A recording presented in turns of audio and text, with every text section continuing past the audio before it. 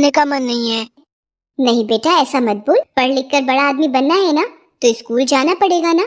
चल बेटा, अब देर मत कर। रिंकू पास के ही सरकारी स्कूल में पढ़ता था। मालती रोज सुबह पहले रिंकू को स्कूल छोड़ती, फिर पिंकी को अपने साथ लेकर काम पर जाती थी। पिंकी 3 साल की थी। वो एकदम चुलबुली और शरारती थी। मालती उसे अपने पास बिठाकर लोगों के घर काम करती रहती थी।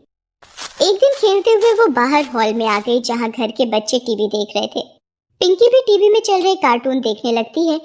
तभी घर के मालिक का बेटा बबलू उसे देखकर बोला, ए पिंकी, चल जा यहाँ से, ये हमारा टीवी है। बबलू की उम्र करीब 7 साल की थी। उसके मना करने पर भी पिंकी वहां से नहीं जाती। उसे कार्टून देखना अच्छा लग रहा था। इस पर बबलू को गुस्सा आ गया।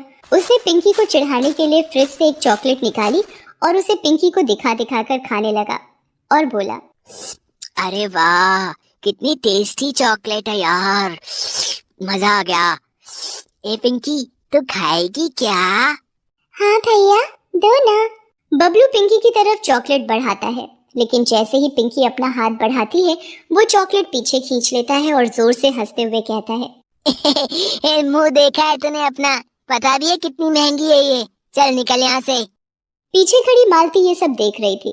उसे बबलू पर बहुत गुस्सा आता है, लेकिन वो उसे कुछ नहीं कहती और पिंकी को अपने पास बुला लेती है। पिंकी रोते हुए मालती के गले लग जाती है। मालती उसे चुप कराती है और पिंकी को अपने पास बिठाकर वापस काम में लग जाती है। इतने में घर की मालकिन उसके पास आती है और उससे कहती है, मालती, इस पन्नी में खाना है, कल रात बच गया था, तू ले जा, अपने बच्चों को खिला देना। मालती चुपचाप वो खाना ले लेती है। गरीबी ने उसे मजबूर कर दिया था। वो अपने बच्चों की परवरिश बहुत अच्छे से करना चाहती थी, लेकिन उसके लिए ये बहुत मुश्किल था। वो हर वक्त चिंता में डूबी रहती थी, जिससे उसकी तबीयत भी खराब रहने लगी। ज्यादातर बीमार रहने की वजह से कई लोगों ने उससे काम कराना बंद कर दिया।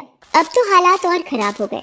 नौबत ये हो गई कि उसे बचे खुचे खाने से ही अपने दोनों बच्चों का पेट भरना पड़ रहा था। वो खुद कुछ भी नहीं खाती थी, जो कुछ मिलता उसे बच्चों को ही खिला देती थी। इस वजह से मालती की हालत दिन ब दिन और खराब होती गई और एक दिन वो चक्कर खाकर गिर पड़ी और फिर कभी नहीं उठी। पिंकी और रिंकू अब अनाथ हो गए थे। उनका ख्याल रखने वाला अब कोई नहीं था।